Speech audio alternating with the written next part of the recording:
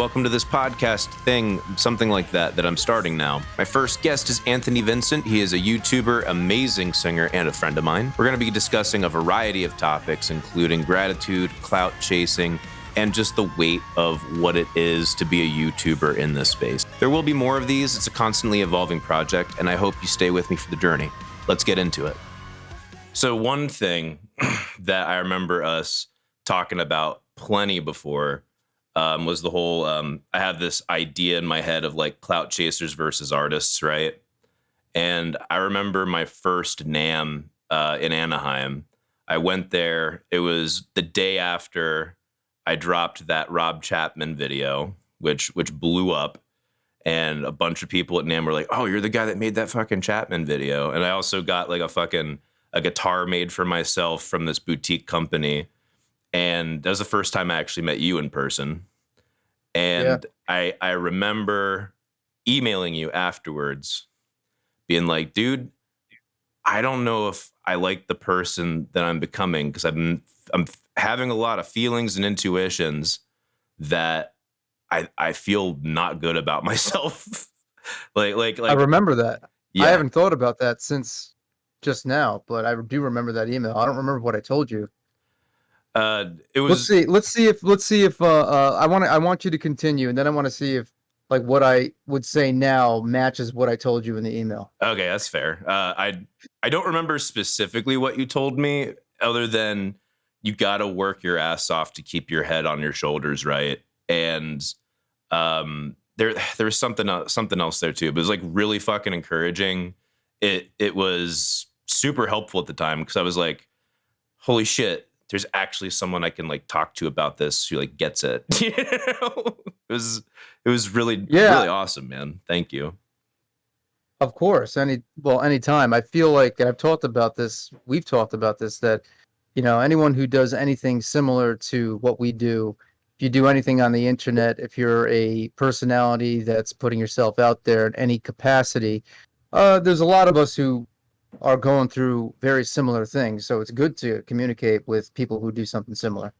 So that's why, like, I always take an opportunity to talk about this kind of thing when I have it, because, my group of friends, they'll never really understand where I'm coming from unless they do what I do. Exactly. And, and I can't say I have many friends, like close friends, like I have friends home that do the kind of like I have a lot of acquaintances on the internet. I mean, totally, I think you're probably more closer to a friend, because we've talked, many times at a personal level. Back at you, man. Yeah. But that's a very rare thing. It's a rare thing. Like, you got a lot of people who people get funny on the internet. Like, you think you're friends with someone, and it's sometimes you might see that you're friendly. Someone is friendly with you because of the status that you're at, and when you're no longer at that hot place, they may not treat you the same way again. You know what I mean? Yeah. I've had stuff like that happen. So it's like, so I take things with a grain of salt on the internet, or just in general. I think that goes for anything, any career path you choose, in music, whether it's entwined in this new digital age or not, or anything, entertainment. Who the hell knows? And even like obviously we would see that from the outside as a form of clout chasing to some degree, right? And I guess part of the question is like, how much of them is genuinely aware that that's what's going on in the moment or even afterwards? And like all of us exist on that spectrum somewhere. There's a little bit of clout chaser in all of us. At least I believe that. I think if you're just I think if you're just pure artist, potential's there. It gets too toxic if you're just 100% pure artist. You're not going to fucking do anything or go anywhere, Sure, but I think you eventually, if you're, you may eventually get to the point, if you're lucky enough, to just be able to detach from everything, or maybe things will, in my case, I can speak from my point of view. When things on my channel started to kind of level out, and because I became so used to virality, because I blew up real fast. when things started to level out, it humbled me. It forced me. At first, it was like, I didn't know how to deal with it because it humbled me. I had no choice but to accept you are not hot shit. Like this is what's happening to you right now is what you've witnessed happen to other people, when you were on top. I remember looking at other people that was like, oh wow, that guy used to be viral and he's getting, a lot less views. That probably, I wonder if that's going to happen to me. And I promise it happens to everybody if you ever get to that point. Nobody who's on top ever stays there. And like So, if you've ever been in that, if you've never been in that situation, it's really easy to say, oh, they're doing something wrong. of course, it's embarrassing. It's actually an embarrassing situation because like you start to feel like you start looking at yourself as not as good as you used to be, and you're like, well, people must see me as like they must look at me and think this guy is losing his shit or something. Like he's not as popular as he used to be, so he must be a has-been. He must be kind of losing it, and his time is up. Stuff like that, which is very irrational stuff because that's not exactly how it works on the internet. I really believe that I don't think there's really any such thing as a dead channel. Everyone says, oh, a dead YouTube channel, stuff like that. I don't think there's really such thing as that. I think that it only dies when someone gets so discouraged that they stop altogether, and they stop just experimenting, rolling the dice, and playing the game to just um, you know pick up some new dust and start a new thread with the algorithm or something. And that I takes a think that lot of usually chances, man. It's a lot of chance taking. it's a lot of chances, but I think uh, what I've noticed with me whenever I've had some little things like that where I had a dead streak and then I came back and I was grinding again. Uh, the reason I was able to do it was because I accepted that I'm not hot shit, and I accepted that it was acceptance that got me to that point. I accepted it. I was like, okay, I'm this is I'm grinding just like everybody else. I'm going to be confident and proud of my work. I'm going to put it out when it's ready. I'm not going to, hold myself to ridiculous expectations and sometimes an unrealistic schedule because posting weekly sometimes is unrealistic. Life gets in the Oh, way. totally, yeah. So like whenever I did that, and then I also focused on, and I made sure my life was not out of balance. Okay, I made sure that I would, I put my personal life as priority, and things health wise as priority, and that's covering the full gamut of health, like mental, emotional, physical, and all that stuff. That's the priority. My physical appearance, my cleanliness, my hygiene, everything. Like I'm taking care of myself is first, then family and friends, and then we have this. And once you do that, you develop these other sources of self-esteem. You actually have more to give to this, and it's and you could have fun again. Like, dude, for the longest time, I you get so caught up. I got so caught up in the game that this was all my worth. I saw myself as a channel. I didn't see myself as a person. I was going to ask I you, saw what's the myself as game? Define the game for me. Define the game for the audience. I think the they'd be game. curious. The game is the algorithm game on social media. Mm-hmm. That's the like being obsessed with numbers, Being with obsessed with growing. numbers and having an algorithm that trains you to try and psychologically manipulate your audience into coming and staying. Exactly. It's Right. Yeah, but that's a good way of putting it. That trains you because after a while, I mean, you lose control of it. I mean, because then it convolutes everything that you set out for. It yes. convolutes what, like everything, the whole reason why you started in the first place. Like you start to second guess, like and wonder, wait, what is it? Why am I doing this again? Like you don't even know what you want anymore because the algorithm gets you so used to wanting numbers that you're willing to just do whatever it takes to get the numbers. And it's like you're always considering what works, what has worked, and you'll do that to appease the audience. But then it gets tricky because sometimes you do it because what works is also you become dependent on it financially if it becomes your job. So 1000%. it gets intertwined in that as well, which is not, and if you're doing it for those reasons, I mean, as long as you stay separated from the whole validation part, and you could do it for business and know how to separate that and do that a little bit and have it nice and organized where you can also slip in the stuff that you feel happy with, that's fine, I think, because it's your job. I mean, Yes. who likes their job all the time? Fucking no one. You know what I mean? No one. Like So as a confession, I'm sure I'm going to say this multiple times over across multiple different episodes, but like that whole numbers focus, but also trying to maintain a certain portion of why I like being here on YouTube and like actually enjoy being on YouTube in the first place is this podcast.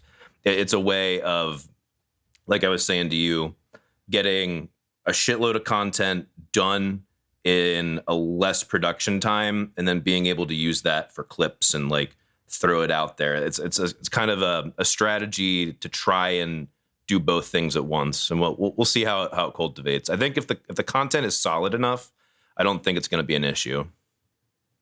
I think it's great because it's only in a forum like this that you get to touch on things that people actually, I'm sure, are interested in. I'm sure there's a lot of people who want to hear this kind of discussion. I know I would. I know my ears would perk if I heard a conversation like this. If I was browsing through, I'd listen to it. 100%. I'm hoping that's the case. Freaking that's another thing too, is like when I want to tackle these things by myself, I wanna do it like I did my Christian music video series that I did. I want to attack it from like a very comprehensive side, and it's only me and my perspective, and trying to make that as objective as possible, and where this format, you can just kind of say what you're thinking at the time, and you can be forgiven more, but then two, you also have someone else's perspective to come in and see what they think about it, which can be way more interesting. Even that, the Clout Chaser thing, I think, is going to be an ever evolving problem that we need to address. But I'm hoping this podcast also helps people start to be able to confront it and like realize it is actually a problem, instead of just like brushing it under the rug. So you had mentioned about, when you were coming up and when you're blowing up and going viral, how that got to your head.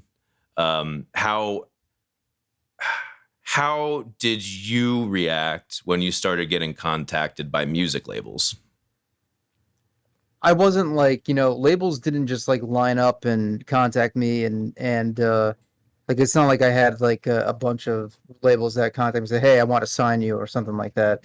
They contact me for different reasons. I had a couple that did ask me what I had going on, if I had a band or something like that, which at the time I did, but we were nowhere ready to be taking on anything like that, and it ended up being a project that was never going to be ready to. But I also had I had labels that contacted me just to say, "Hey, we'd love to feed you some songs to cover when we release them," so that it's like free promotion type thing. I've had stuff like that happen too. But I remember there was one instance where I got pretty close to getting signed and having a big major label release that I still to this day don't know how it would have worked out. But anyway, I met up with a big time CEO of one of the labels under Universal, and he, I tried to get my band signed, and he was like, "No, rock music is dead. Your ticket out is this." Thanks so much for the insight. Right. And he ended up being one of the guys behind Greta Van Fleet's success too. This guy, a couple of years later.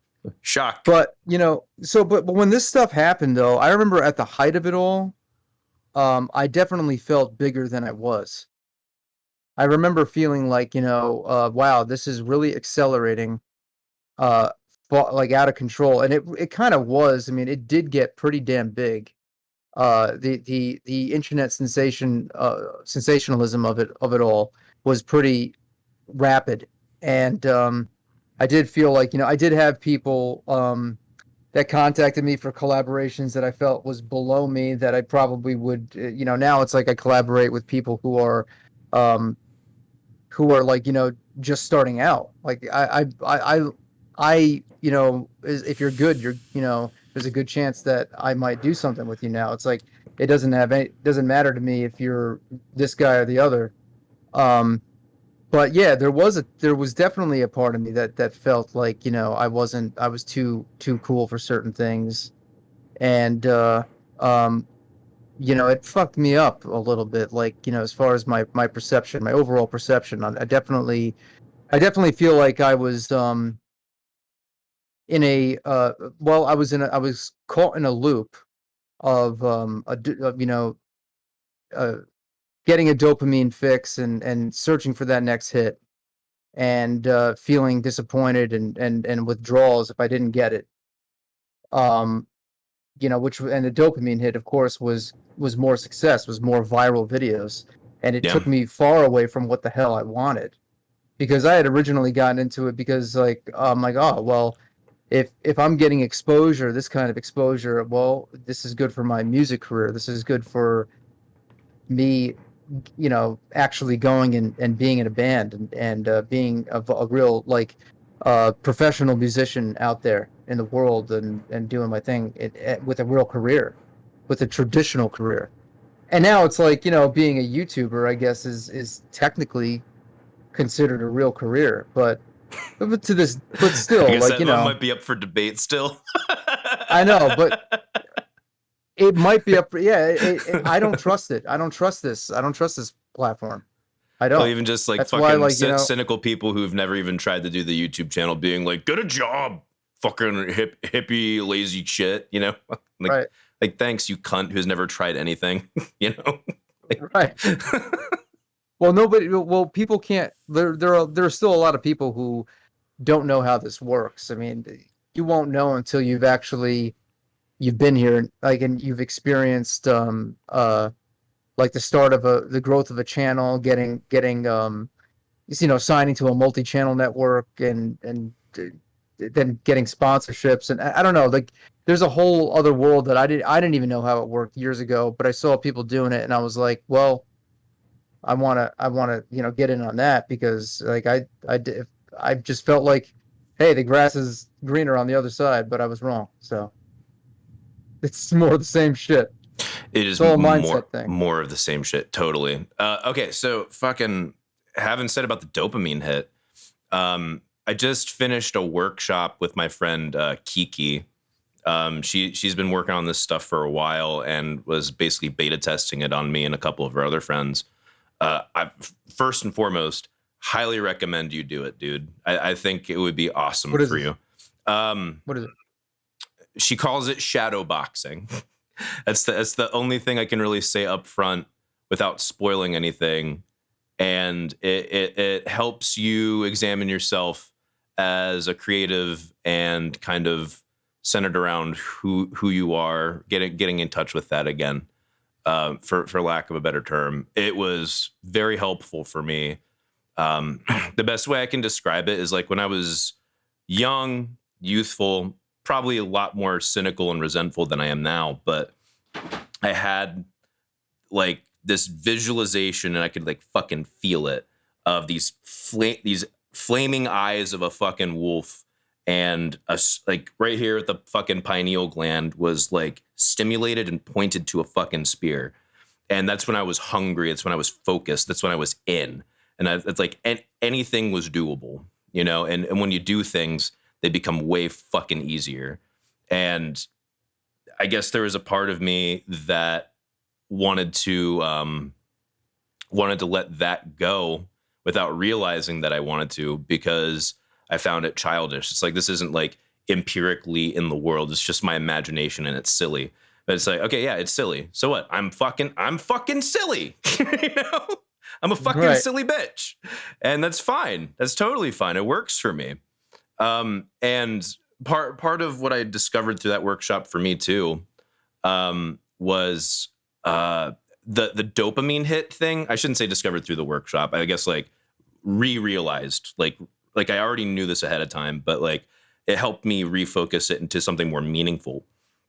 Success does not always have a dopamine hit or a serotonin hit. Sometimes your brain isn't trained when you actually do have a success to realize it's a fucking success. Like you could even just say, "Hey, writing my shopping list, that's a fucking success." You're not going to get much dopamine or serotonin out of it, but at least acknowledge to yourself, even though I don't feel anything about it, I'm fucking intelligent enough to know that's a step forward, you know, and at least acknowledge that, and you'll begin to be able to emotionally reward yourself for shit like that as you go along. Remain open, you know, and I think that is something she wants to target our market, and there's a damn good reason for her to want to do that, because we have a lot of fucking problems with a certain mild level of disassociation, for lack of a better term. But yeah, man, I'd say I would love for you two to get in touch and for you to run that workshop. It's very worth it, man. I think I'd be down. I'm doing like, you know, I gotta say though, like my state has improved. Fuck yeah. You know, I've got myself involved in a lot of stuff. I have support groups. I'm a part of a men's group that meets once a month. You mean a gentleman's club? You mean yeah, I guess so. I'm joking. So fucking like it means like a strip club. No. Oh, I'm an idiot. I didn't even know what the hell gentleman's club meant. You're good. No, a men's group, like where guys come together and you know be vulnerable with each other. That's fucking awesome. I know that sounds a little, you know, strange, but it's really important. Like bonding with other men, sometimes like men that you don't know too, is an important thing. I mean, I don't know. Like there's a lot of. I would hate to be a fucking whiny SJW pinko bitch, but I think it is necessary for men to be able to have a safe space to be vulnerable. I think it's so fucking necessary. Yeah. No, but I agree with that. Because it's like, you know, it's because there are things that a lot of the time that we feel we can't talk about, or you know, we got to be sometimes we feel, you know, we have to be the ones to have it together. Yeah. All the time. And you know, it's good to have a place where you can go and say, okay, and it's time too. It's like, you know, everyone, like we go around, it's like 3-minute shares, almost like a 12-step recovery meeting or something. Hell yeah. It's very interesting, but it's really cool. And that's the thing, like, you know, one of the things I notice with me is that sometimes like I have a tendency, if I don't go and have these outlets, I have a tendency of oversharing, and sometimes I'll let it go and spill onto a YouTube video, and I'll tell the whole world what the hell I'm dealing with. And look, that's not bad. Sometimes it's okay. Yeah, sometimes it's good to be vulnerable with your audience, but you know what? I prefer to put on a show, because this is, at the end of the day, this is like, we look at it like entertainment and television and whatever you want to call it. I mean, it's like the new age of TV. I want to put on a show. I'd rather put out content that people enjoy, that I enjoyed making. This may sound counterintuitive. I think that's actually healthier to do that, to have that strong separation, because if you are too vulnerable with your audience, if you're giving them your day to day, like some of these vloggers, we'll use that in quotes for now, it becomes way too easy to run into the problems we were talking about earlier, where your content becomes who you are. And that's not fucking it. I mean, even in my last video, I was like, there needs to be a strict separation between the visual aesthetic of the show and who that person is when they're not on stage or they're not in front of a camera. There needs to be a separation there. I think that's healthy, you know, and it's perfectly fine to pretend to be someone slightly different in the public. That's totally fine. But you know also what happens? I'm going to tell you from my experience. Sometimes, like, if you go and you really open your heart up, you know, pour your heart out to your audience about some struggles that you're going through, you know, and it gets a lot of attention, and a lot of people see it because it got a lot of engagement. once you start working through those things on your own and you improve with those things, and then a year later, then when you are in a better place and you start doing some you start working and putting yourself out there, people will still think like they'll still like hold you to what you like some of the things that you said in the past that you've now worked through. So for instance, for an example, like I put out a lot of personal videos last year when I was going through a transformation. Some I went serious through shit. Yeah. I went through a big transformation on the internet when when I changed my name from 10 Second Songs to Anthony Vincent, and I That was a really put it fucking out there. ballsy fucking move, dude. That's like I know. that is like hellacious on the algorithm as a real I fucking know. ballsy move. But I did it, and I was telling people about like how I needed to really separate myself from always doing being the styles guy and so on and so forth, and it made people really think Your little that I your had. little skit about that was awesome, by the way. The 10-second man. That's fucking Well, great. well, that was the good thing. The good thing about that is that it created a character that I still use today, Fuck every yeah. once in a while. Fuck yeah, dude. But yeah, but the thing is that I really put out this message that I'm resentful towards that kind of content. And now that I'm in a healthier place and I'm still doing that kind of content, I think that there are people who, question like if I'm in a good place, the fact that I'm doing it. It's almost like, are you happy doing this? You said you weren't happy doing this, so why are you doing it? You know what I mean? Well, because I realized in my personal journey that I had to separate, a lot of the problem wasn't what I thought it was at first. When you really take a step back, sometimes like I told you before, that for a while all of my worth, all of my value was attached to the hip at this with this channel and my internet persona. So once I took a step back and started to work on my personal life and balance my life, things started to I got a clearer picture and these things didn't mean as much. I didn't have as much resentment towards the fact that there are people in this world who will always see me as this one thing. You can't control that. There are some people that saw It's real a hard to couple of let my go of, videos. man. It's really hard to Right. let go of. There are people who saw a couple of my videos many years ago, and I probably left an impression on them to the point where if they ever saw me in public, they'd probably approach me and say, "Hey, you're that guy." And it doesn't matter what I release; they'll never. There's some people who will never see some of the new stuff that I do. And that's something that everyone needs to accept, that just because one thing works doesn't mean that everything you do is going to work for everybody.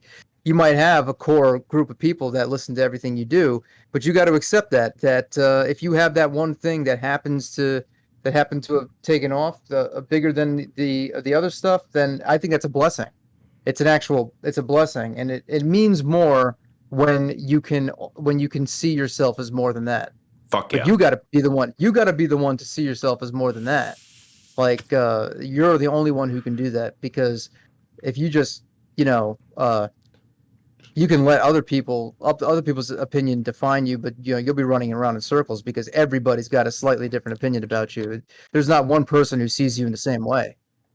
And like it's one thing to like recognize it, it's another thing to internalize that that's how you should treat yourself. That's one of the things that workshop really highlighted for me, was I wasn't being vulnerable enough with myself in a weird fucked up way. There's no better way of Where's describing this it. workshop? Is it an online thing? She would do phone calls, so that's how we did it. Oh, Yeah, like she'll do like a little introductory phone call, let you know what's gonna happen. She'll send you an email with a bunch of questions. I took the time to fill out some detailed answers on it. I would at least recommend jotting down some notes or something, and then you do it at a scheduled date, and it's cool. It's like 2 hours. It's great. great. Fuck yeah, man. But fucking dude, okay. Talking about all of this, I know I've mentioned this to you before. It would be so fucking awesome to make a documentary about you. If I could do that at some point, if you're ever okay with like opening all of it up. Cause like Like there's stuff that Oh yeah, there's stuff that we're not discussing for good reason. I know, I And know. and Well, there is some stuff that we're not discussing, but I will discuss it one day. yeah, I yeah, will yeah. discuss it one day when I know for sure it's coming from a place of strength. Yeah, that's almost impossible to know. But it's not to I say one way or the other, you know, fucking like, Time will tell. yeah. But dude, like I You'll have, when you're in, like, you'll know, like, sometimes you will know when to take a leap in life. okay, fuck yeah. I can definitely agree to that. Sometimes the universe sends you the most obvious signal and you're just in Mhm. alignment and you're just like, okay, this is the moment. Like we've talked so much about so much different shit. And a lot about you that I was just like, dude, you would make a fucking fascinating killer documentary, your story. It would be really good. Like I guarantee I I'll could take your word for it I if you guarantee say so. I could tell a great fucking story with it. Like I could make it like really hit nicely. That's one of those things that like years and years from now, I'm probably going to dive further into, but now is definitely not the time. I have so much more building to do. And I think doing these podcasts is kind of a step in that direction. My friend Clayton, Yeah. my friend Clayton thinks I should be a documentarian. He thinks I would be way better at that and have a gift for it. And I think I actually do if I do like the proper research and find the right stories to tell. But it's not where all of my heart is, you know. It's not where all of it is. It may be eventually. I mean, Maybe. sometimes you never know where the road goes sometimes. But but you'll also know, like, like I said, you'll feel when it's time. Yes. Yes, the fucking universe, man. Fucking That's it. universe, bro. So That's it. you just had fucking ear surgery. I did. I had a cholestoma removed from my right ear. What a cholestoma is a dead sac of skin cells. It's a benign cyst that grows underneath your eardrum. And it goes undetected for a lot of people, but luckily I found it pretty early. I What was found your it, and symptoms, if you don't mind me asking? How did you know someone was up? I got sick early in the year. I was I had COVID We had and the fucking strep throat we had combination. COVID We were about the talking same about it time. Yeah. around the same time. We were texting. We were texting about it. It was horrid. Um, yeah, and so I got it, and I was I noticed that afterwards, uh, I just felt really clogged up. I thought that I had some earwax issues, which I did have a lot of earwax buildup, but I also had more pronounced tinnitus than I remember. And Okay. I decided to go to the ENT to get a checkup. I always do, though. I go once a year. The last time I went to the ENT to check my hearing, it was the year before. They noticed that there was a little bit of hearing loss in my right ear. Oh They also shit. noticed that my right eardrum was a little stiff. That's the word that they use. It was stiff the way that it moved, because they check your ears. How they check their ear, they'll put like they'll blow some air or pressure in your ear to see how the eardrum moves, and they said that was a little stiff. I didn't like that sound, how that sounded. How did it Um, sound? Was it like a low bass? no, no, it felt weird. Like, I just didn't like the idea that I had a stiff eardrum. That just freaked me out. Like, I was like, what the fuck you mean stiff? How you talking about stiff? Like, your, my eardrum's stiff. It felt like I was like, ah, man, get it out. Like, your like, replace eardrum is erect and ready to party. it. Straight Right, fucking. exactly. Yeah, exactly. But it turns out that was probably the beginning stages of what they didn't see, because the next year when they checked it out earlier this year, it was all jacked up. She said that your eardrum looks really weird. I don't know. It looks like it's kind of have like a looks like it kind of has like an infection going on there. You might need to see an ear specialist. So I went to the ear specialist, and she immediately diagnosed me with the cholestoma, saying that the only solution for this thing is to get it removed through surgery. And this is before she knew what we were even working with. So this is before the CAT scan that I had to get to see how much it's developed. Because in severe cases of cholestoma, you need to make an incision behind the ear, take the ear apart, and then also take the inner ear bones apart to get the mass out. And that's usually when people permanently lose hearing. There are people who go into a surgery like that and lose 50% of their hearing. Holy shit, permanently. dude. And she said there's a chance that that's going to happen. So, yeah, when I first got the news, it was a That's very bad day. that's I fucking mean, obviously, horrifying.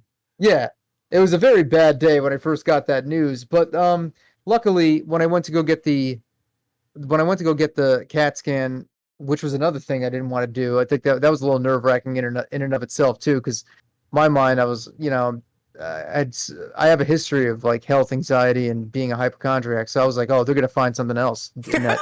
You know what I mean? Like I was like losing my mind. Anyway, but luckily, it showed that this was it was in a very small, controlled place. And she said, I'm cautiously optimistic that we can even possibly get this out through your ear canal. So that was good. I felt good about that. But then she slapped me with we're not going to be able to do it until January of 2023. Okay, that was the date that they gave me for the surgery initially, which I agreed to. But in my mind, I was like, all right, I'm going to go get a second opinion and see if I can get it done sooner. And then I ended up getting bumped up.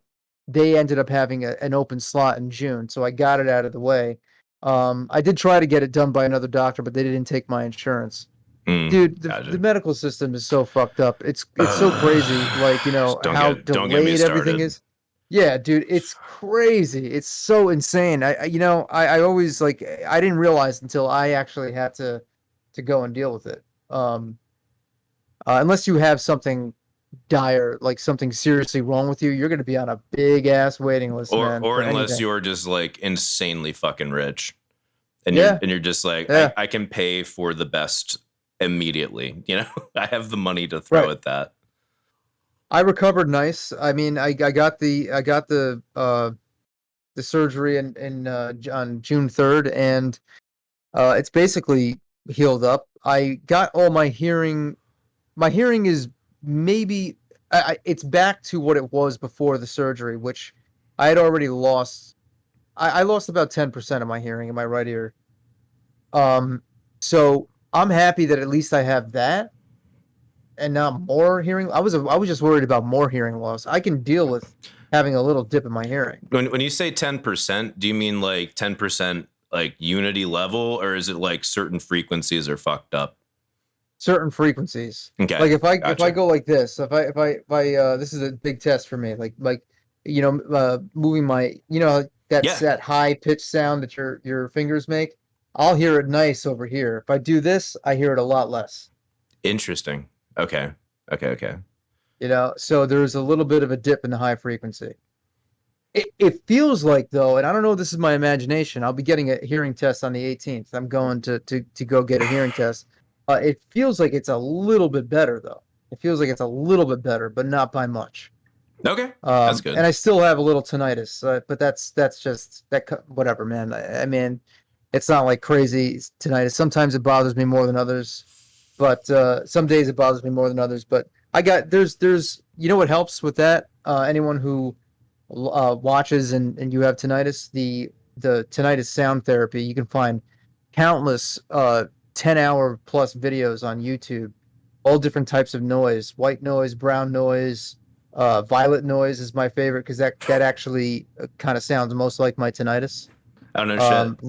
Rain sounds, all that stuff.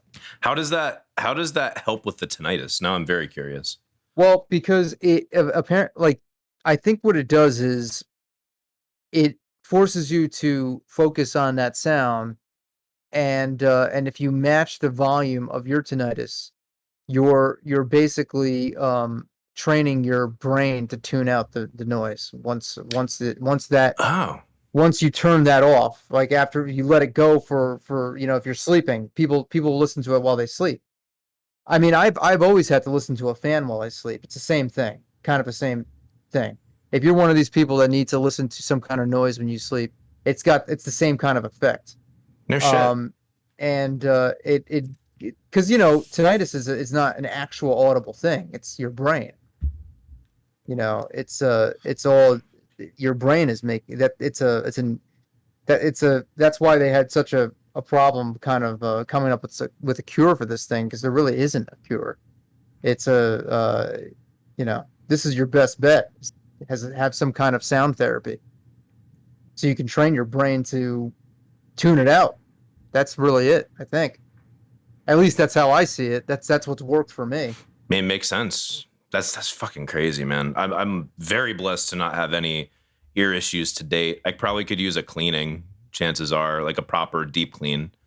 But Yeah. other than that, I mean, I'm real fucking blessed in that regard, especially considering how cavalier I was with my ear protection in the past. That's not a thing anymore. Right. I make sure my fucking earplugs are on my damn keys. You know, like, I protect whatever I have left with my life. That's for sure. I'm happy to talk about this in the present tense and talk about how it's behind me. This is a blessing. It's kind of one of these moments where I'm just like have like I'm aware right now, like, oh wow, like I kind of just went back in time and I was at that when I was in the chair and I got the diagnosis. Now here I am doing this podcast talking about it in the past tense. So I'm like, oh man, that's great. Life really works out.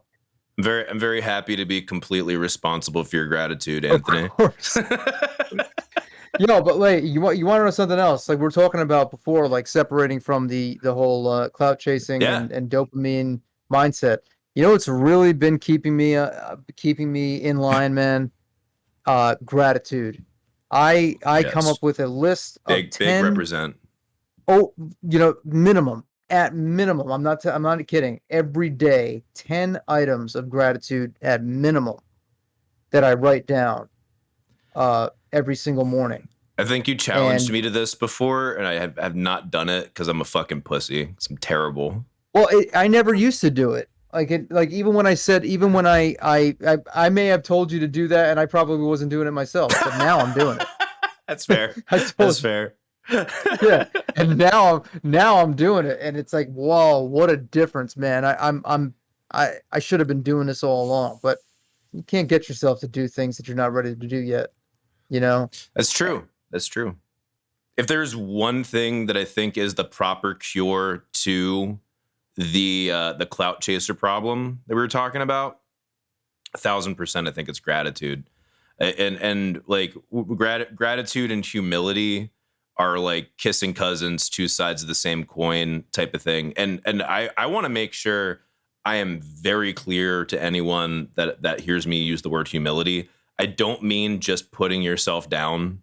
I don't mean like lowering who you are. I mean full acknowledgement of the truth about yourself, and that is a very complicated thing. Obviously it starts with some amount of mortality and fragility because I mean we're human, we're flesh and blood, but at the same time, like that also is an acknowledgement of the beauty of the weird fucking complicatedness that you are, Mm-hmm. Like it's a mixed bag. Believe it or not, and you might find this to be, interesting because I told you that when I first started out, I felt like there were at times I was too cool for certain people.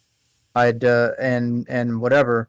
And I don't know, I can't give you any specific examples, but I definitely feel like that when you're really on top or like you're getting, shared all over the place, like, yeah, it's definitely your ego is getting fed, even if you don't want it to.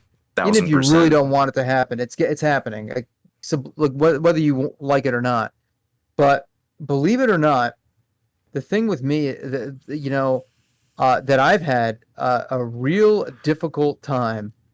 If I'm going to be really honest, a real difficult time that I'm getting better with now is to actually speak nicely about myself to myself. When it comes to my, well, I mean, just in general, but specifically when it comes to my career in music. Like I had to like me having some kind of positive affirmation saying that I am a successful musician, okay, is very difficult for me to say. And that's a difficult thing. Even harder for you to accept. Like it is. It's fucking so hard. And I think that's probably what like a lot of people who are clout chasing in this genre or whatever, they probably have a very similar struggle because they don't think that they're they're there yet, or they feel like they're imposter constantly the imposter syndrome's real, man. It's very real. right. It's exactly it. And I'm like, man, I I started to embrace it. I started to embrace the fact that, there are people who really who love the stuff that I do, that they're not thinking in terms like I'm thinking. Like, I got people, literally I have people that look up to me and what I do, okay? And I put out videos, and they're excited to see my videos, and little do they know that there have been times where I was having a hard time even making these videos, because I felt like I felt stupid making them, because I felt like I wasn't doing something I was excited about, or and they're excited about it. You know what I mean? And here's the best part.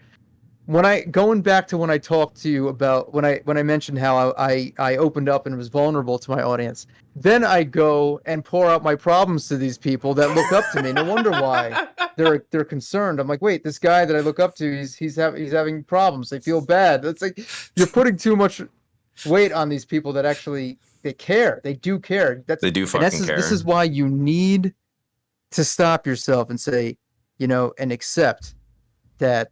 Yeah, I mean, if you're in a position, I mean, I can't speak for everybody. I can speak for myself. Yeah. People give a shit. They do.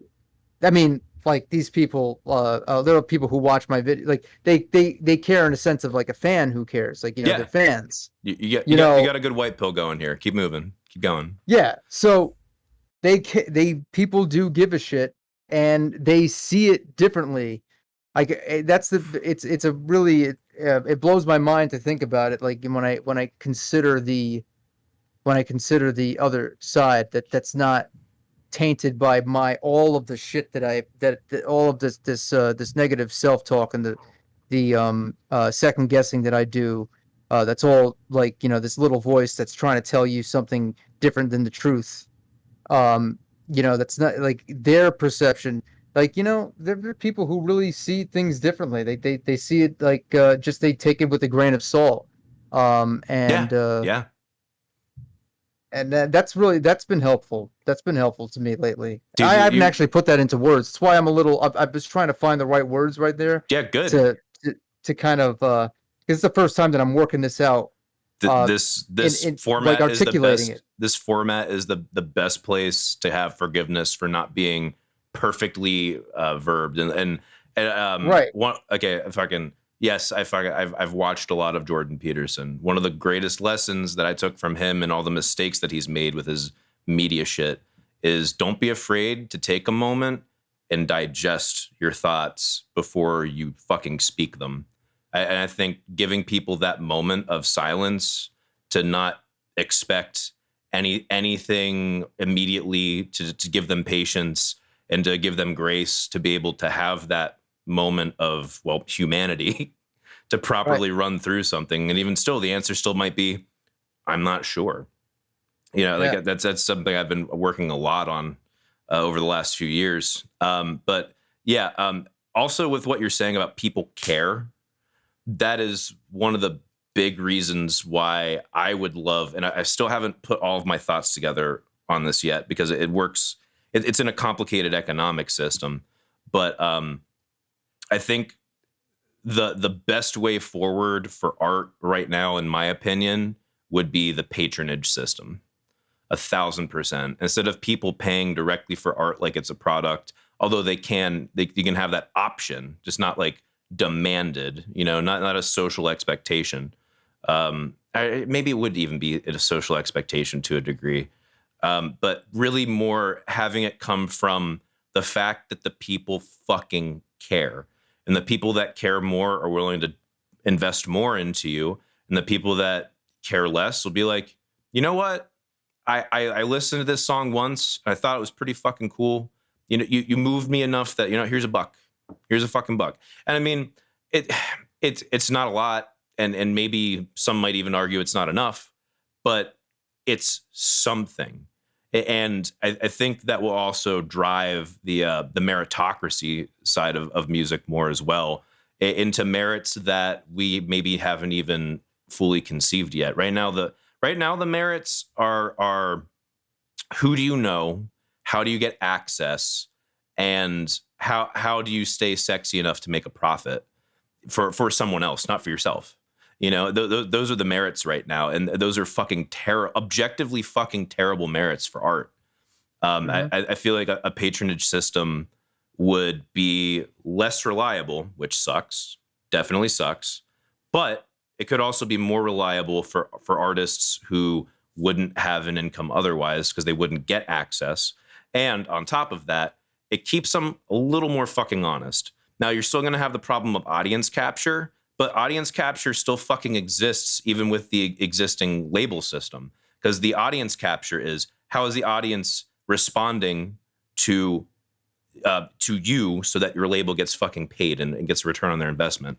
You know, so like that when you drop that white pill that there's people who actually fucking care about you and care about what you do, that to me is like self-evident that the patronage system can fucking work.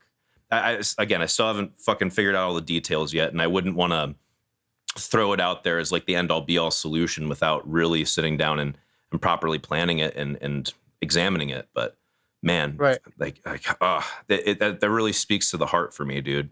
Okay, huge thing that I hope you eventually do, but you also need some fans you can like count on to help you like what do you call it, manage it. Discord, having a Discord server, that would be huge for you, dude. I do, but I don't use it. Oh. Okay. So didn't mean to call you out. Sorry. Yeah, I do, but I don't use it a lot. It's a dead Discord server. Like I I'm really bad with this shit. You could probably give me some good pointers. I like how you run your Discord. I was there hanging out with you guys that one time. It's hands down one of the chillest Discords on Discord. It's very fucking relaxed. There's one dude who is in there. I don't know if it was because he has like a little bit of autism going on, or maybe he was just a troll, like literally just trying to start shit. We don't know what was going on, but he was constantly like making very hot take statements, being very argumentative. And every once in a while, someone would get goaded into it, but we mostly just tried to ignore him, you know, like Right. that. It doesn't usually happen on other Discords. Also, my Discord, as opposed to a lot of other Discords, is behind a paywall. So that's another thing too, is like I don't want just like randos showing up in there and being like, oh, I'm gonna fuck it. Like, it's not Reddit. My Discord isn't Reddit. My Discord is for my fans, and if they care enough to put some money down on it and put it towards my continued development and towards my continued journey, then I think they care enough to be a part of people who also care to that same amount, and we'll probably find a lot more in common than just me. You know, that's probably the coolest thing about my fucking Discord. A lot of it's not about me, you know. It's really cool. Right. You know, you should come back on. Yeah. You should come back on. I'll You should definitely come back night. and hang out next time you have like a music listening night. Fuck again. yeah. Oh god. You know, like I feel like I was watching some Zappa interviews. Like every once in a while, I'll watch some Zappa interviews. I really like how he speaks, and you know, like just his style of just sometimes he'll just give 2-word answers if that's all he needs to say, you know. But he was asked a question of like, you know, what he does, or what kind of music he makes, and he said something to the effect of, you know, on one of his interviews that, you know, I make music for people who, you know, want to hear it, and I put 100% into it for people who like, you know, like he's basically does what he wants to do because he knows that there's an audience that enjoys it. And if you don't enjoy it, then it's not for you, and that's fine. Doesn't matter if it's going to be big or small or what, you know. And I always like, you know, that's always kind of something that's stuck with me, because it's something I always wanted to be like. I aspire to be like that. Fuck yeah. Sometimes there's this part of me that wants more, but I think that's everybody, you know. You will struggle with that at some point or another, where, you know, you want more recognition for something. But I think it's really more rewarding. It's a lot more rewarding when you've come up with something unique that has a dedicated fan base. And some of my favorite artists are have that, you know? I mean, my favorite band of all time is Typo Negative. They're a very cult following band, you know, and I will you know say, they're as much as I have dunked on Typo Negative, 99% of the fan base has been super chill about me dunking up on them. So that says a lot. oh yeah, That because says a well, lot. because their whole thing, Typo's whole thing is that they would start "You Suck" chants at their own shows. They'd have the lights out that says you suck like applause. That's you suck was like that was a whole thing, like, you know, that they would do. Oh yeah, They had because that they're kind. vampires. That's actually very funny. I forgot about that. They have the whole vampire thing. That's great. Okay, that's actually really cool. I dig that. No, just no. It wasn't. It was literally just to tell them they suck because they Oh yeah, but it's also like right, it's the what do you call it? The word play. It's kind of fun. right. I like that. Well, it took me a little while for them to grow on me. And at first, I didn't take them serious. Then all of a sudden, once they grew on me, I'm like, all right, this is one of my favorite bands of all time. Took them a And I had while such a for them to loyalty. finally suck on you. Finally suck on Right, you a little bit. but I had such a loyalty to these guys. Listen, they're a lot more than just vampire music, though. I mean, Bloody Kisses was definitely had that vampire vibe, 100%. But dude, let me tell you, man, like you should listen to you know, Life is Killing Me. A lot of really good lyrics. They kind of they matured every album. They got away from all that spooky stuff, which is good stuff. I mean, it's the classic shit, but you know, there's a lot of really good atmosphere and you know, That classic rock, you know, like like Beatles meets fucking Black Sabbath type shit. There are a so lot of layers to them. I think that's also a fundamental disconnect between me and certain music lovers. There's a lot of people that are like, dude, the lyrics are fucking killer. Like, you got to listen to these fucking lyrics. And I'm just like, you 90% of the time get to lyrics after the music has already connected with me in a substantial way. Okay. And like the production of Typo Negative has always been very lacking from what I've listened to. So at least that's just me, you know. Fucking The production of Typo Negative usually sounds like a dirty Brooklyn basement. You know, but that's what I love about him. That's what I love about it. Dude. Like, you know, I can't hate you for liking it. They're the sound of the smelly streets of Brooklyn. That's to me. You know, all different seasons too. I fucking love that comparison. That's actually kind of beautiful, honestly. Yeah, it's and I think that's why I have such a deep love because and them as personalities, I relate to them so much because they just remind me so much of my friends. We're from similar areas. I mean, I'm not from Brooklyn, but I mean, we're not too far from there. Anyway, but I guess that's what it is. I connect with music on like it's music is very personal for me. Yeah, I get as it like should be. I realize that it's very personal. I think that's based upon this book I've been reading. It seems like that gets more and more confirmed the further I get into it. Is just like music is extraordinarily personal, but also very responsible for creating so like very important social interactions. I never got to see them live, which was my fault because I was too agoraphobic to go to any shows at the time. You're agoraphobic? I used to be. I had a real bad anxiety problem. Really? For years. I had a real bad anxiety. I really I at one point I couldn't I even. saw you at NAMM, so I mean, like, that's why I was like, very. Well, I mean, I've come a long way. A word, I've fuck come yeah. a real long way. I mean, and I've come an even longer way this past year because one of the things that I'm doing. Well, let me just give you a quick.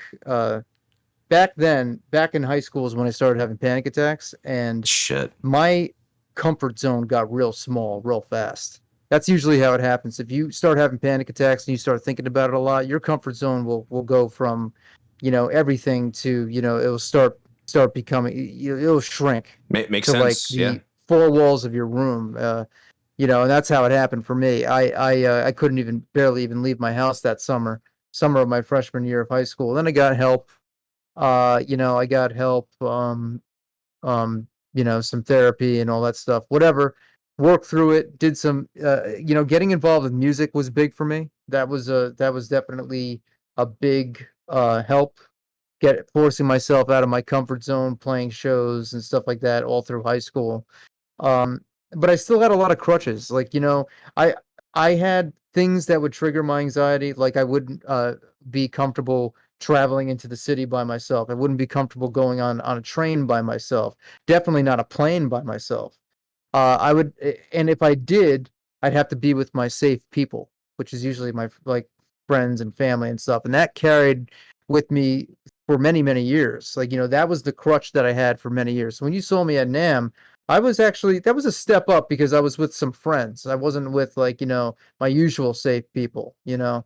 But I, challenged myself quite a few times through the years where I pushed my limits little by little.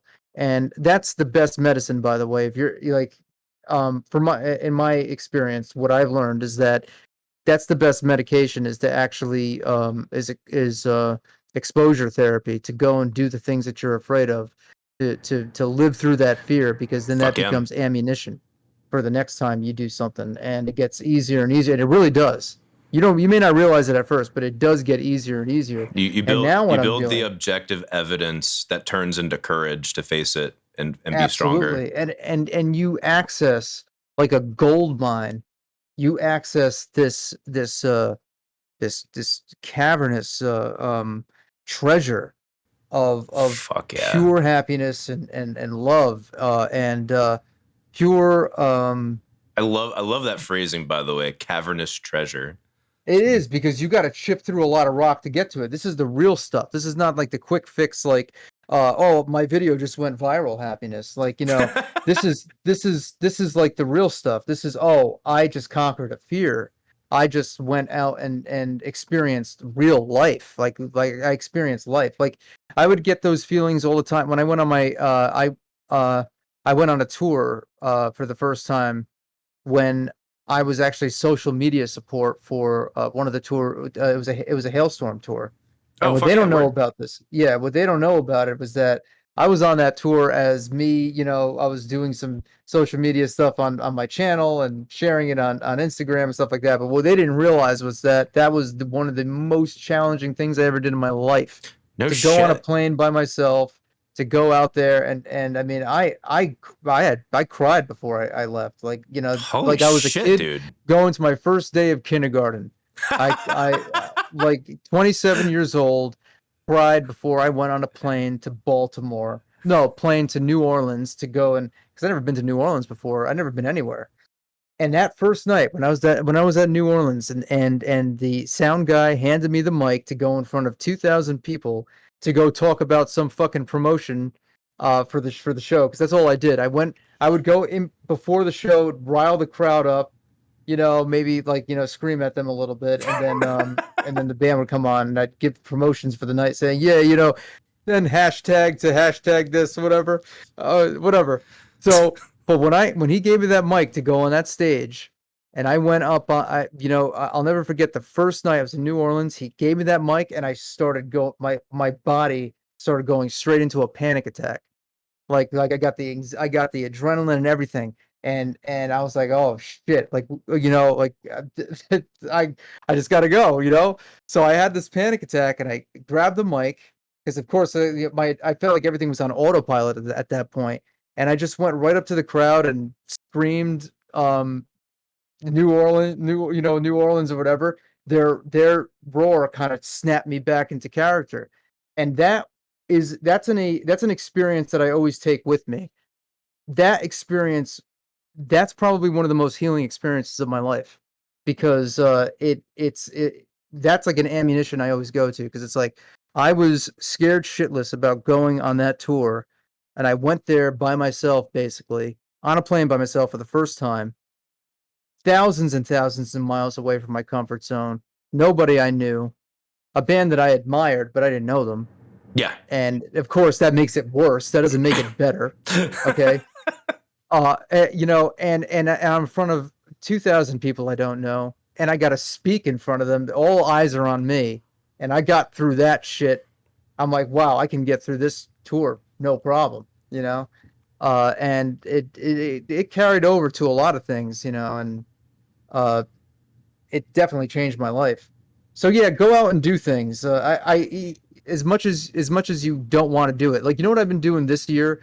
That's another thing. It's part of my therapy. It's part of like mental health for me now. Is that I go into the city twice a month. I Oh, go, word. Okay. I get in my car, and I drive into the city, and I purposely sometimes drive in the middle of the day where I know I'm going to hit monstrous traffic, and I'll go and I will be in 2 hours worth of traffic sometimes, or an hour and a half of traffic, and I've gotten to a point now where it's as normal as going down the street.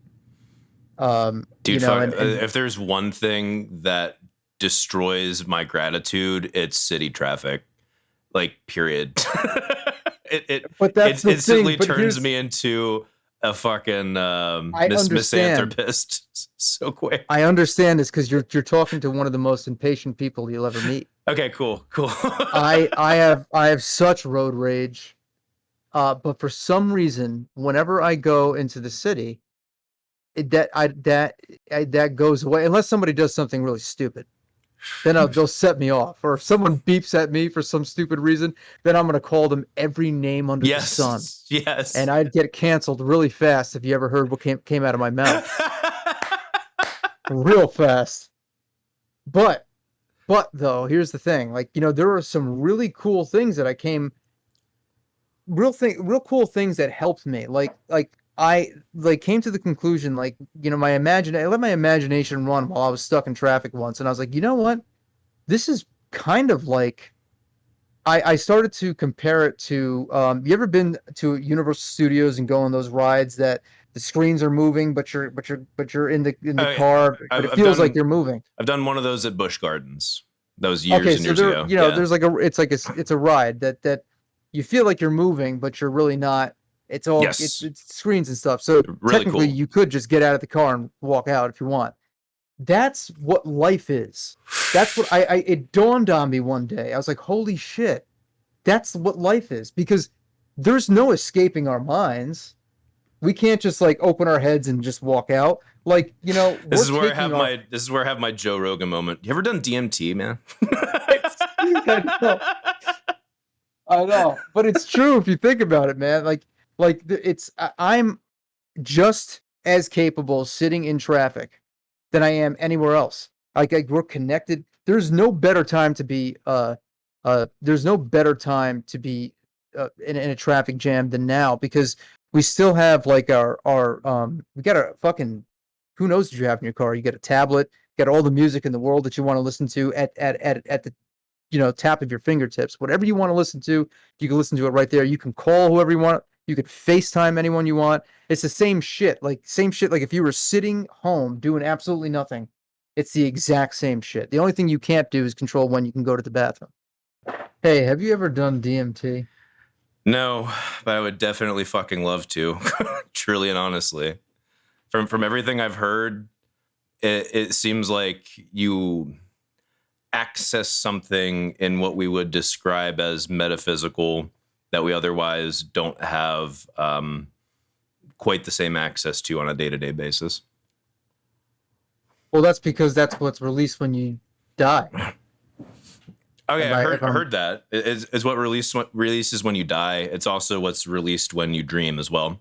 Even the other day, I forget what it was, but I had a dream. Like, my sleeping schedule has been fucked up for the last like 2 months at least. But I was like hitting a hard nap at a time that I shouldn't be napping, trying to sleep through the night. And I had like this really intense dream about my extended family. My extended family is closer than a lot of extended family, I would say, out there. And when I woke up, randomly got a text from my cousin who was like, yo, we just saw you in this video with Dovidas. It's fucking crazy. I'm like, that's my fucking cousin. And I was also at the same time in that video repping our family reunion shirt, which is even cooler. That's weird. It's fucking crazy. Yeah. And I told her, like, I just had a dream about you. She's like, oh, we must have fucking like connected cosmically. And I mean, you can chalk it up to coincidence, sure, but I don't know. I think just chalking that up to coincidence is kind of fucking horseshit, considering how often weird shit like that does happen. You know, like I'm Right. 99% sure the woman I was engaged to, that was like a hard breakup. But then like I had a dream one night where I walked in on her getting fucked by someone else like really hard, and she was loving it. And I'm pretty sure that's like, I mean, there was a moment for me where I had to kind of accept it, right? But I'm pretty sure that was also like, pretty sure she just got fucked that night. pretty, You think so? pre- Wait, I'm like when were you 99% sure. engaged? When were you engaged? Before I did YouTube, actually. Yeah. I mean, I shouldn't have. I just shouldn't have been. But yeah, I was engaged before I ever started YouTube, man. Wow. Yeah. She was awesome. I imagine she still probably is awesome. But it was definitely not good for us to be together at that time. We had a lot more to discover about ourselves individually. Thankfully, honestly. But yeah, that was like a mega crushing moment for me, like emasculating in many different ways. Not because she was terrible, not because she treated me bad and anything like that. It was just how I perceived myself, you know? And it was What, really that dream? no, okay, that not that dream. just Oh, like like having something that you like, or I shouldn't even say some. I guess I could say something and someone that you always expect to be there, that you can rely upon as a constant. That really truly made every day better. Like truly, I loved her, and I like. There's just still a part of me that does, you know. But it then vanished because I took it for granted and I didn't fucking own my own shit and make myself better. Not, by the way, not saying she's perfect by any fucking means, not by any means, but still, you know, the reasons that I would assign to it mostly, considering she split with me, I needed to be better, and I wasn't. And I took that for granted, and I lost it. And if there's one massive lesson I learned from that, it's the fact that I should not take those relationships for granted, romantic or otherwise, you know. And it where's sucks. she now? I'm not sure. I'm complicated when it comes to romantic relationships. I know, shocker. One of the things that I learned from a lot of my previous romantic experiences, but that one especially, I don't think it would be good for us to stay in touch because I don't know how much we could compartmentalize friends versus romantic. I mean, maybe now it'd Well, be different. that's how I am with. I feel it's better not to be in contact with somebody that you were involved with romantically. I just think Or that's at very least, like it doesn't have to be regular. It doesn't have to be like, oh, like we're still gonna be friends. I know there's some people that can do that. Well, a very close friend of mine is recently discovering she can do that, which is awesome. But yeah, like it's not something I can easily do. And maybe it's a fault. I don't know, but I know I recognize it's healthier for everyone involved I based think it's upon. healthy because that's the way, for you can't see, like, you have a, like, if you're being honest with yourself and Yep. you're gonna have trouble compartmentalizing a friendship and not having those feelings creep back in, then it's healthier for you not to talk to them. I mean, I agree. that's why I don't talk to past relationships, because I don't know if it's gonna spark something in me, or whatever. Thinking purely Um, selfishly, is it going to make you take up more space in your brain and distract you from other things you could be doing that are more productive? And then thinking selflessly, are you potentially setting someone else up for more hurt when the hurt's already been done? You know, and it's a kind of a complicated balance of both, in my eyes at least. Like I feel like it would be irresponsible of me to myself and to someone else if I would try and engage in that. And I guess maybe if it came up, maybe I'd at least give it a shot, just out of like curiosity and because I actually do like love the person, not just romantically, you know. but it's a big chance.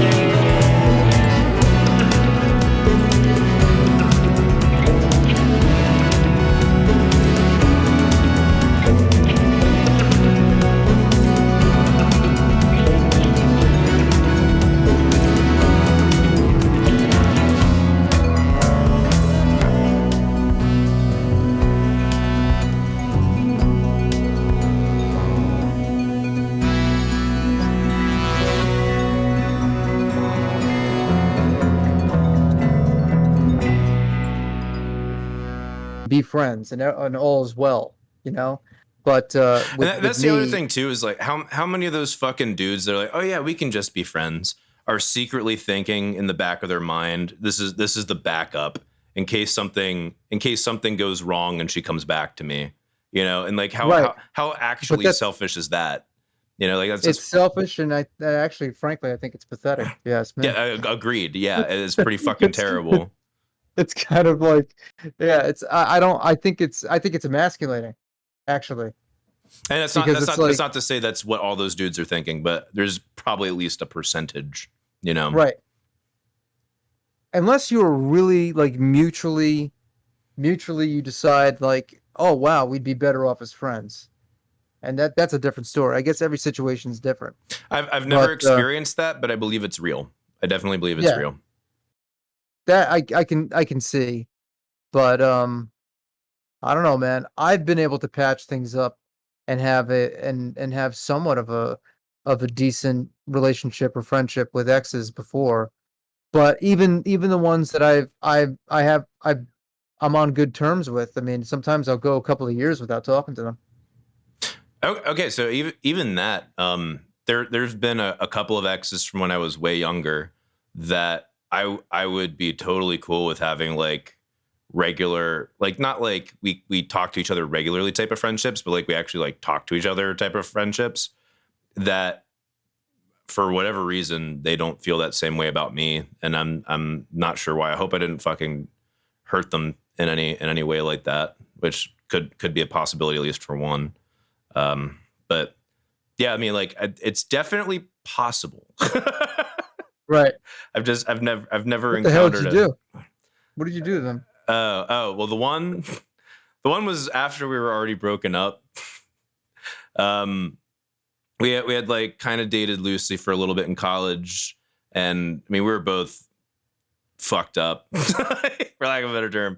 I was a fucking burnout stoner musician dude who wasn't going to classes, and she was fucking like artist, like woohoo, you know, way out there. And like I got suspended from college for a year. It's a good thing for me. Came back, and she's like, "Oh, you're back." And like, "Yeah, we hung out." She's like, "Oh yeah, I broke up with that guy." Blah blah blah. Immediately proceed to go back to my place after we're done eating and fuck. Just was great. And then my dumb ass, my fucking totally stupid ass, out of what I conceived was respect, was too honest in the moment. It was like, yeah, I could never see you as a girlfriend ever again. And like later on, she gets why I said that. She doesn't actually like get it, but that That doesn't mean the pain and or whatever romantic stuff was tied up in our history wasn't still there. You know, and obviously you gotta get older to realize why what I said was so fucking dumb. But okay, the other one, we were both really young. We were senior year high school sweethearts, and that did not end well. A lot because I guess fuck it. Podcast, fully honest, I cheated on her. I cheated on her, and I told her that I did. She didn't have a way of even knowing. I could have kept that a secret forever. But yeah, I cheated on her. And then afterwards, I was very confused about my feelings. So I was like, oh, I really want her after we broke up. And she was seeing some other guy by the time that came around. I mean, we were fucking not even 20, stupid. We were both fucking dumb. And I learned a lot from that, but that also could have destroyed me if I let it. Thank God for my family. But yeah, so I wouldn't blame her for being resentful towards me on that, you know? So what was what made you tell her? Because I wanted to be fucking honest. I mean, the more honest and integrity thing would have been to break up with her before doing that. And I kind of realized that at the time, definitely realize that now. And I have a shitload more courage and integrity than I did prior. From the Jordan Peterson perspective, that man is dead, and I'm happy I killed him, you know? But that's definitely a huge thing. Was I should have broken up with her. I knew I should have done that, but there was a part of me that really did love her, but I wasn't mature enough to really parse any of that out and realize I just really shouldn't have been in a relationship at all at the time. So me cheating on her was kind of like I shouldn't be in a relationship, you know, and it shouldn't have come to that because it shouldn't have hurt her in that way. But right. It was a realization that I shouldn't have been in a relationship at that time. Hey, you were young, you were stupid, you made a stupid mistake. Yeah. And now you're no longer that person. Hey, look, I have that man is dead. I fucking slew him. I beat have the fuck out of him. That from when I was 19 years old, and I think she still hates me to this day. I'm not sure exactly what I did to her because she was really just as horrible to me as I was to her. And I was was a mess. That's why she hates you. Yeah, look, I was a mess, but I was also, you know, I had a lot of things that happened to me from when I was a kid. My family, you know, the family that I grew up in, the kind of shit that I got, like it was there was a lot of reasons why I was the way I was, but I wasn't anything crazy. Like it's not like I was an abuser or anything like that, or I didn't do anything like massively out of line. But I was, you know, I was just a fucking psychopath. You know, and what are you gonna do? I think can't change the past. Got to learn from it. I think if I'm not mistaken, you know, I've really tried to figure out why that went south so bad. That one situation. And I can never really pinpoint it. I think I may have like hooked up with a couple of her friends afterwards or something like that. That's like the move, you know, right? That is the move. If there's a way to both embody the toxic masculinity and toxic femininity at the same time, right? It's to sleep with their friends. You know, a fucking dumbass, and I had a lot of unresolved trauma, and yeah. That's how we are, man. Broken. And I was just hiding behind stupid shit. So what are you gonna do? Honestly, that would have been your prime time to make some of your best art, probably. I know, but I wasn't thinking like that, and I wasn't nearly as developed back then because I had just started singing around like that age. I just started singing because before that I was in a hardcore metal band as a bassist. So I really started to use my voice. Wait, you play bass? You play fucking bass? That's my first instrument. Did you just fucking out yourself? You're a bass player? But I've always talked about it. I mean, I've played bass in my videos. I've played bass in my videos before. Oh, so I'm the asshole. Okay. Well, I mean, whatever. But like it's my first instrument, but I have surpassed You've surpassed bass. No, Yes, no, say it out loud. I've surpassed, no, not surpassed bass, but I've surpassed the level of being a vocalist than I ever was a bassist. So like, awesome. Okay, I'm not comparably a bassist to a vocalist now. I'm more of a vocalist than I am a bassist. I used to idolize. I would definitely plus, say so. But back then you could tell I definitely I had that whole bassist syndrome where I would want to make my parts extra complicated so that they would be heard more. You know, and I idolized Cliff Burton, stuff like that. You know, it's like I was basically trying to play lead guitar on the bass a lot of the time. Coming from a guitarist perspective, that's definitely an issue for guitarists, and one of the reasons why I wasn't as good at writing bass parts initially. Once I understood there is a connection fundamentally between the bass and then the kick and snare, it was like, oh, fucking, it unlocked so much, and then it becomes so much more fun, just way fun to play bass. Like, and you can make it complicated or simple, you know, and it can be just delicious. So much fun to like have a melodic bounce, basically, you know. It's really cool. At the time, I mean, I wish I was writing stuff at the time, but it was bad. It wasn't good at all. It was very terrible. I was not a good singer or a lyricist. I'm still not a good lyricist. After this podcast, I'm gonna send you my my debut album. Good. I'll send you some old shit that I recorded back in 2006. Maybe this is episode 2, bonus round later. Yeah. We could play our old shit and talk and see how far we've come. Yes.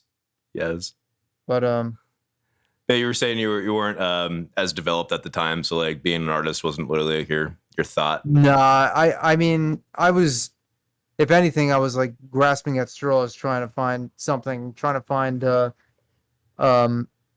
a way back into a music scene, and I wanted to be good enough to even participate in one, but I just didn't have it. I didn't have the chops. But I guess there was always this thing inside of me that convinced myself that I was going to be a success. I had no evidence to prove that I was right because I sucked.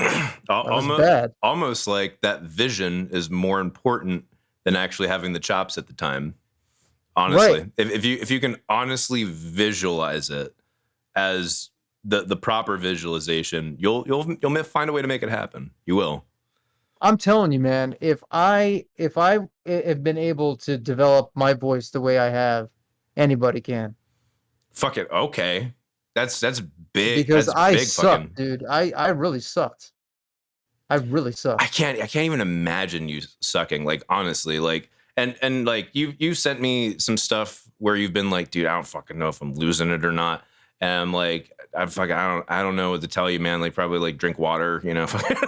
I don't know, but like, I did. Like, I had a little bit of I was kind of losing my mind a little bit a couple of months ago, where I had when I was sending you some clips, I'm like, wait, something doesn't feel right. Yeah, but makes total sense. It's probably a physiology thing, you know, and fucking. But that's also. You know what it was? Well, what it was is that I started to go really heavy back into my vocal exercises. Oh. And more consistently, and I feel like I was, you know, that's almost like, you know, you not going to the gym for 5 months, and then all of a sudden you're going back to your old routine. And you got to take like a week and a half off because you can't, like, your fucking T-Rex arms. That's what happened to me. Okay. Because now I've bounced back. Word. Fuck yeah. Okay. That makes a lot of sense. I wouldn't have thought that the voice did that, but that makes a lot of sense. But yeah, fucking, like, I can't imagine you sucking. Like, I really can't. Like, you have this fucking, like, you have this fucking amazing voice, man. And also, like, that's why I want you and Casey to make some art, because you I'd love to. I think we'd make some great shit. I've heard the stuff that he produced. I mean, the shit that he produced with you guys is fantastic. His stuff is fantastic. Yeah. Oh yeah. And he's like, he's always finding, I swear to fucking God, like clockwork, every month there's like a new fucking amp sim that gets released, and he's like, this is the greatest shit that's ever been fucking made ever. This is the best. This is the best. You have to get it. You know, I'm just like, come on, man. So like with his like technical brain and the fact that he is an awesome vocalist who knows his shit and could like produce you through it the right way and find your fucking artist heart and be able to make that timbre scream through the fucking speakers. Like, oh, Hell yeah. dude, like I know it. I fucking know it. I'm totally down. Definitely, you know, my feeling about it is hopefully like is the first half of the new year. That's my feeling, because this is basic. This year is basically almost done for me. I got so much shit going on from now to the end of the year that it's not realistic for me to say that I'm going to get there before the end of 2022. That makes shit easier for me too, because I got some big plans for the rest of this year that basically I imagine are going to eat up a lot of it. So yeah, no, I get you, man. How long are you going for on this thing? I don't know how long you want to go. We can still talk about shit if you want. Oh, we still got to talk about Metallica too. Fucking. Let's talk about Metallica real quick, because I'm gonna get out of here by 9 so I can rest up for a full day of prepping my colon tomorrow. All right. Yeah. So we should talk about. Oh, you wanted to talk about shit talk too. I'm getting a colonoscopy and an endoscopy on Thursday, but I have to prep my colon all day tomorrow with a clear liquid diet. And you know, I'm getting scoped out because I had basically starting in April a thing where I basically didn't stop having diarrhea. I'd have diarrhea like once or twice a week at minimum. Sometimes it'd be every other day. So you suck out a professional ass sniper with the proper scoping. That's right. They got to go up there and see what the hell's going on, if anything at all. And who knows? Maybe I just have IBS. That could be, honestly. I've known enough people who've had it. I started taking a fiber supplement that basically stopped it all, basically. For the most part. It's called psyllium husk. Oh, and yeah. Fucking my mom takes that shit. Yeah. It saved everything, because that basically what it is. You put like a teaspoon in with like, I put it in like my protein shake. It turns that protein shake into chocolate pudding. Okay? That's how fucking much it thickens up. Fucking soft served ghost wipe was what we're saying. Fucking like exactly. It's because what it is like it's like this substance that as soon as water hits it, it gels up and it absorbs all the water. So it definitely made me go regularly and it stopped the diarrhea. And I know it works like that because I've had some accidentally get on the sink, and I'm like, man, it turns into cement. This shit. It's like, holy shit. Like, it's no joke. But anyway, so I'm doing that, and I got to get ready, get some adequate rest for a full day of shitting. What was the name of that stuff that you're taking? The what? Psyllium husk. Psyllium husk. All right. I gotta make a note to grab that for myself, because like I don't have diarrhea shits, but like I was saying earlier, mine are broken up into like 3 like medium sessions throughout the day. So what is it, like soft, like soft and pasty, or what? Yeah, little smudgy, little liquidy from time to time. Like definitely more wiping than I would fucking prefer. And I mean, usually more wiping is not a good sign. Shits. Sounds like a whiskey shit. Okay, to be fair to myself, I've been drinking a lot less, so I don't think it's whiskey shits. Although, like, definitely at some times, if it's been like a rough night, I'm like, okay, I know this is a whiskey shit without a doubt. Well, this is the first glass of whiskey I've had in a long time. Oh, fuck yeah, man. Yeah. So it's good. It's better when you do it occasional. Yes, it gives it's a special, you know. But anyway, so let's talk about Metallica. Yeah, so I mean, I think most people who are probably watching this know that Metallica is in the midst of a canceling by a random TikToker. Okay, that's another reason why I didn't make a video about it, because I was like, it's not like this TikTok video is like getting huge fucking massive Yeah, it widebanding. is. Is it? Wait. Massive what you say? Like it's not like millions of people have fucking seen this Well, TikTok. now it is because because now it's become a viral story and everyone's covering it. You know, like it's an Okay. excuse for all the metal magazine. We're talking about it now. I mean, there's so many people who are talking about it now. That's like, oh, this girl's making out like a bandit. I'm Um, okay. That's fair. I only know about it because I got 2 emails and a Discord message about it from fans. That's the only reason why I know about it. well, here's the thing. This was all brought up. That same picture of James and Lars with their hands up, with the Nazi salute, that was brought up back when Phil Anselmo got in trouble for Yeah, for screaming white power at the Dime Bash. So that was already brought up. which he shouldn't have done. For the record, Phil shouldn't have done that. No. Well, he was extremely drunk and not in his right mind, and he used to do stuff like that all the time. Like there's a compilation of you can see him doing all that same stuff. Yeah, The salutes, the white power, whatever.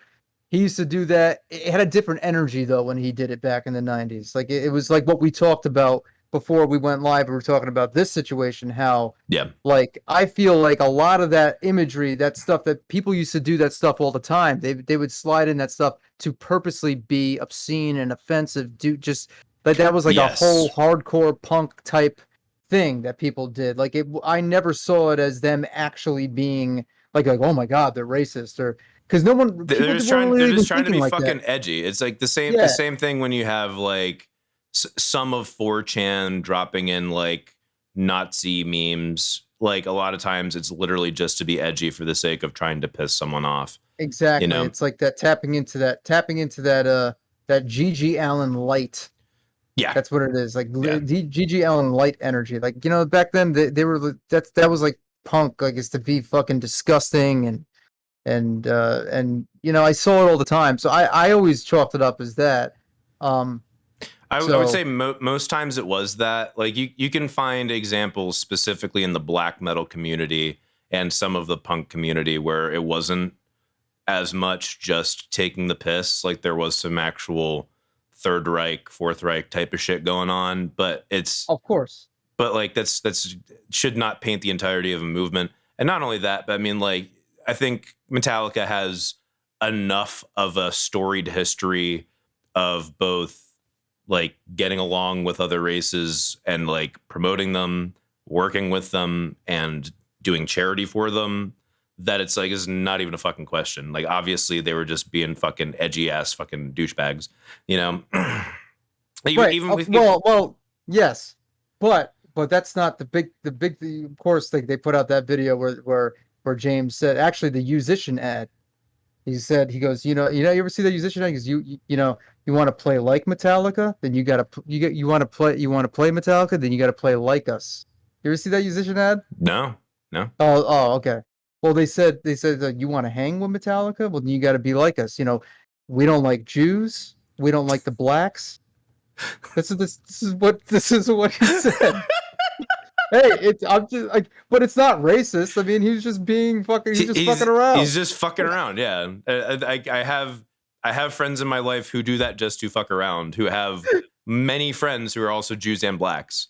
One of which who fucking like mentally faps to how awesomely talented African Americans are. Like and yeah, like, but it's just a fucking question. It's a fucking meme. It's a joke. Right. You know. Like, oh my god! To hear James Hetfield say, "We don't like Jews.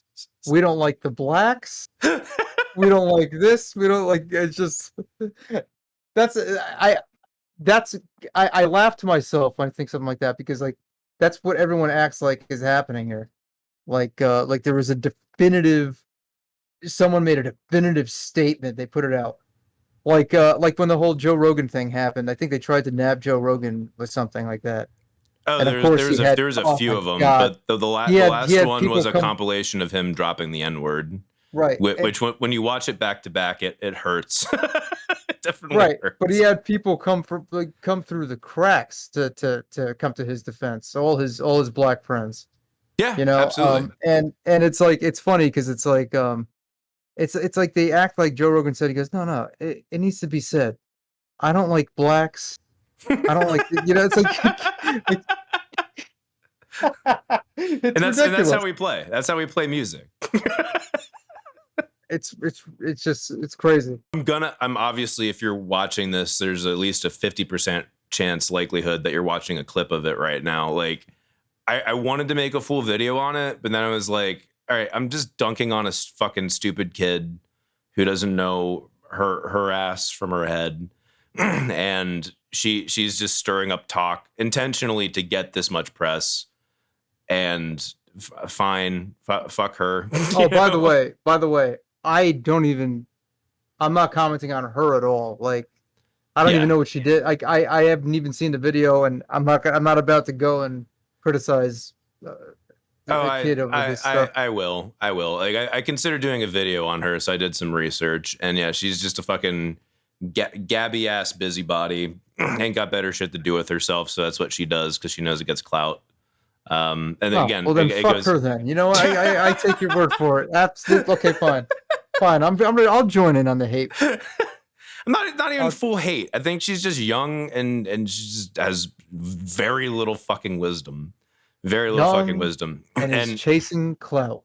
Yeah. She just wants clout. Like, this is it. That's the problem with like, you know, the time that we're in, is that people will just they'll see an opportunity to get ahead and get that, chase those numbers like we talked about. If you could embody TikTok in one fucking sentence, you know, right? Fucking, that's all it is. But I can't believe that picture is like I've known about that picture for the longest time, and I did question back a few years ago when the whole Phil Anselmo thing happened. When he does this, you know he's not being fucking authentic about it, because that's supposed to, like, who is this? This is Hitler. Would anyone who actually likes or loves Hitler be okay with this as a representation of their fucking Führer? Like, no, fuck no. They like, obviously this is mocking. And when fucking Jason Newsted is doing it during the beginning of Disposable Heroes, it's meant to be not, oh, like, this is a thing we should do. It's meant to be a signifier of the automaton nature of the brainwashing of the fucking state, of the state military, sending these people off to war to fight and die in something that is actually a very heroic act for something that is so poisonous and fucking horrible. And that's why I'm saying she has no fucking wisdom. She's just clout chasing. It's so obvious that if you have like a modicum of understanding about culture and counterculture, for that matter, sitting here all painted up like a fucking dumbass, like the world's shittiest shaman. Like, she's gonna fucking sit here and wave around Twizzlers like it's her fucking wand. Like, holy fuck. And she's gonna pretend to be counterculture, but then doesn't understand the fucking roots of counterculture that birthed her dumb fucking ass. Like, it's so obvious. So obvious. So, like, and that's also why I didn't make a proper video on it, because fucking I'm not going to add shit to it. I think most people who are actually Metallica fans, if it gets bigger, you'll have to do God's work. Maybe, yeah, fucking God's work. And then because I've sullied her good name, she will come after me. I promise that. That's the other thing too. That's the other thing I had to weigh into, is like, if I do this video, there is a 99% chance she will take a month to dig through all of my videos and find all of the things I did wrong. And I'm going to have to answer for them in some way, or choose not to, one or the other.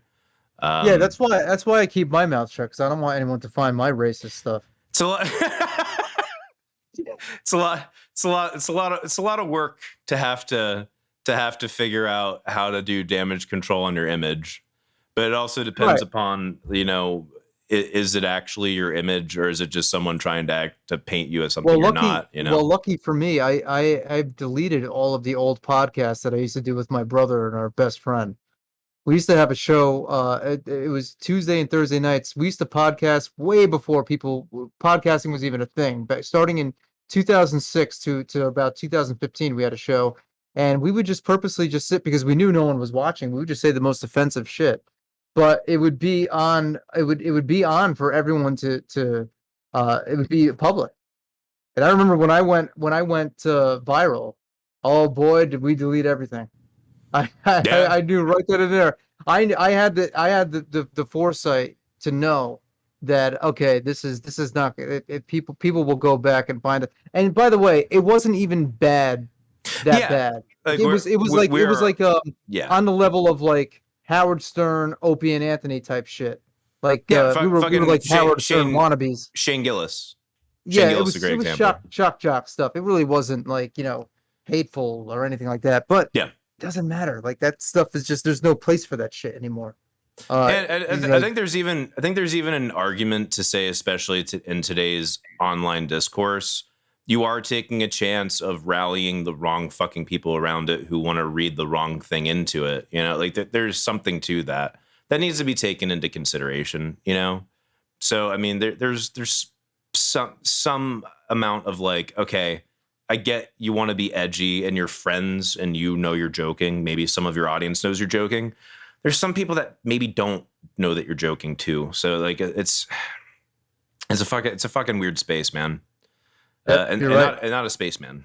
Spaceman. It's a weird spaceman. And I'll tell you, That's where Hitler is now. We would put our inside jokes out all the time. So no one knew we were joking. We're very, very stupid. Yeah, fuck it, and it happens, and considering things live on the internet forever, and even if we consider that they don't, I think we need a shitload more fucking forgiveness. Like I understand skepticism. Skepticism's fine, but you can still hold at least a certain modicum of forgiveness and allow someone to exist in the world while holding on to that skepticism. That's totally fucking fine. Like to